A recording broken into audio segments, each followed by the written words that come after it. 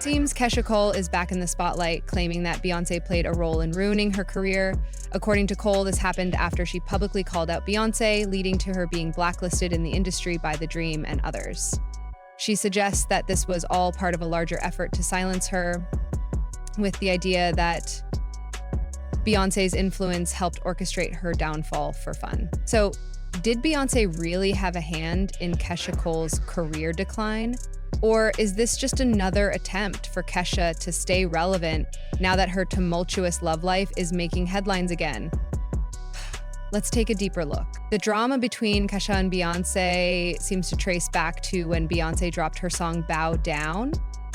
In the track, Beyoncé appeared to send a message to other female artists with lyrics like, "I know when you were little girls, you dreamt of being in my world," / "Don't forget, respect that, bow down." The message came across as a demand for respect, and many fans felt the lyrics were a bit much, especially considering Beyoncé's earlier anthem, Run the World, Girls, which championed female empowerment in a more inclusive way. Some people believed Beyoncé may have taken it too far with Bow Down, creating friction with other artists, including Keyshia. Beyoncé did try to explain the deeper meaning behind Bow Down, revealing that the song came from a place of pain. In an interview with iTunes Radio, she shared, "I woke up, went to the studio, and had a chant in my head. It was aggressive. It was angry. It wasn't the Beyoncé that wakes up every morning. It was the Beyoncé that was angry, the one that felt the need to defend herself." Great. If they don't, they don't. At the time, Bow Down sparked reactions from several celebrities, including Rihanna, who seemed to challenge Beyoncé's claim to dominance. Rihanna tweeted, "I only know how to be number one. I could use a challenge. How'd that feel down there on your knees, huh?" She also reposted an article declaring her the queen of pop and captioned it with, "It's only March, people." Media. It's 2-0-1-0-3 already owned. Stay tuned.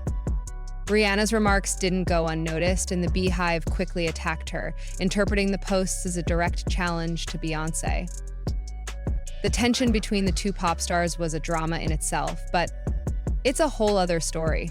Then there's Keyshia Cole, who also voiced her opinion on Twitter, writing, "Can't stand when people all self-righteous when it's convenient. Makes them look good, but can still talk when it's convenient, too." She added another tweet that read, "First, women need to stick together. Now, bees better bow. SMH."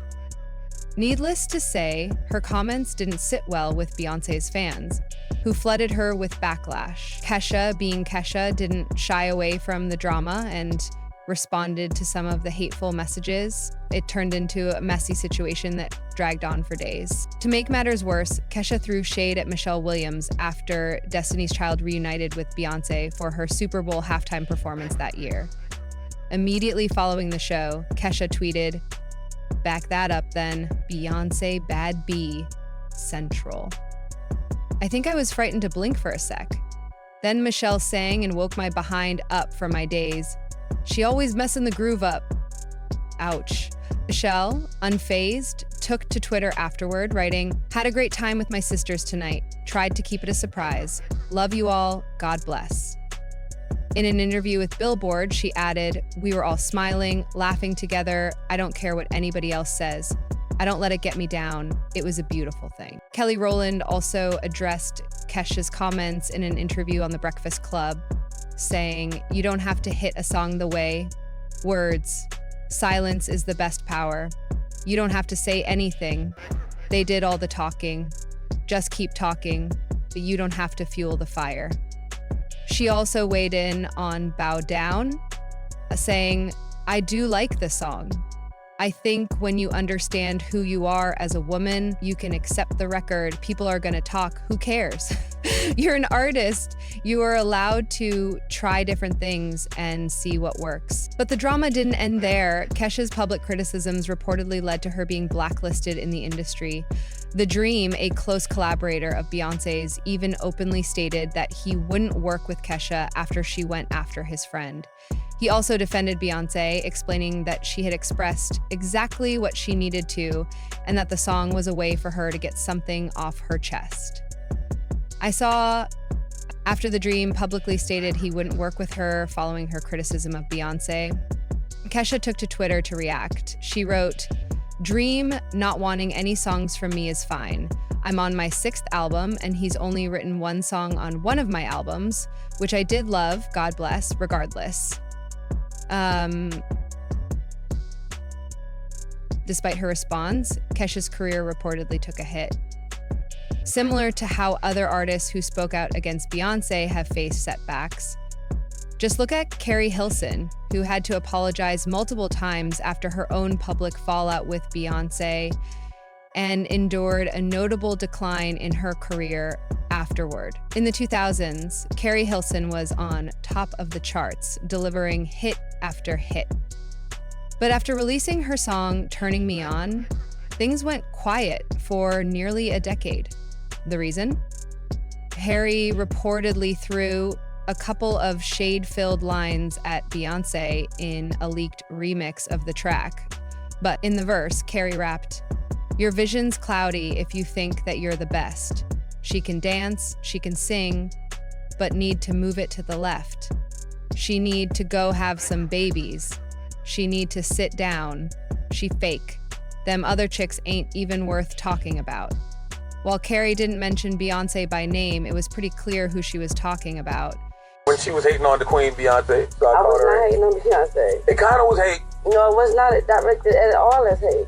When the Bow Down record came out, yeah, I love Beyonce. And you was like, first it was all let's have camaraderie as women. And I was well, Bow the thing Down is that I met, seen Beyonce a few times. She's always a very sweet girl. Mm-hmm. To me, that just wasn't her. You know what I mean?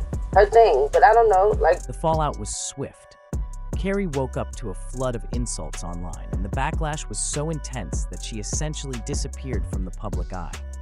It wasn't until 2013 that she finally addressed the situation. She tweeted, "You have no idea what your hateful words could do to someone's spirit. Years of verbal insults from strangers, all day long, enough is enough." She added in another tweet, "I'm here for my fans.